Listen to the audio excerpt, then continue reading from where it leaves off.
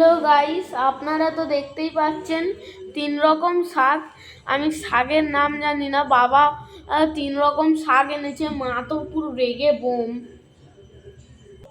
সানডেতে সবার ছুটি, মায়ের ছুটি নেই কিন্তু। আসুন চলুন রান্নাঘরে দেখাই মা কি রান্না করছে। 3 রকম শাক তো করবে না, শুধু কেটে রেখে দিচ্ছে। এই যে গাইস, মায়ের ডাল হয়ে গেছে, আপনারা তো দেখতেই পাচ্ছেন। এই দেখুন গাইস, এটা হলো চিকেন, যেটা আমি সকালবেলা কথা বলছিলাম। আর এই যে পেঁয়াজ, আলু আর আদা রসুন বাটা। এই তো আদা রসুন বাটাটা। এই যে গাইস শিউলি পাতা, যেটা হলো বিষের মতন দিত। পাপা সুগার আছে বলে পাপা খায়।